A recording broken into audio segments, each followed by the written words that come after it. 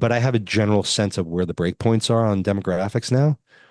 And I'm largely convinced that somewhere inside 24 months, the radio white noise in the universe of demographics will be the offer in passive relentlessly from here on out for maybe a decade because of the boomer factor. We are at a point where the plateau of the boomers, which were kind of a process themselves, peaked in 55 to 57. So if you play that forward, you're looking at the tip of the plateau where they were cycling 4 million births a year for several years.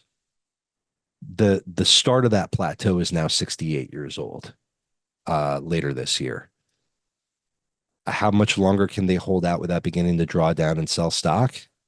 Especially because so few of them own bonds anymore, right? Because they're over allocated to stock either because they're lazy from doing reallocation and rotation, or if they're in target date, yeah, it's putting them more into bonds, but the bonds drew down. You're telling me that these guys have been re-upping into the bonds? Like I think boomers also always did it their way, like Gen X. It's the millennials and the Gen Z guys that are really on autopilot. I'm speaking very broadly and colorfully, and this is dangerous territory because actually it's probably all wrong. But I think the boomers didn't set it and forget it.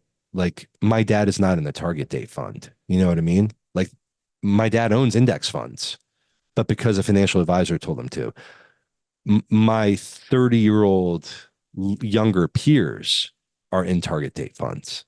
And I tend to think that boomers own way more stock than they should because stocks always come back. And it's like what housing was 20, 30 years ago for them.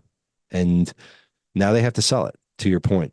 And it's inside 24 months. I don't see this as like 5 to 10 years. Like we like to think about the boomers and demographics because it's always been out there and people have been warning about it forever. Like Druck was doing college tours in 2013 about this shit. Like it's now. It's between now and 27.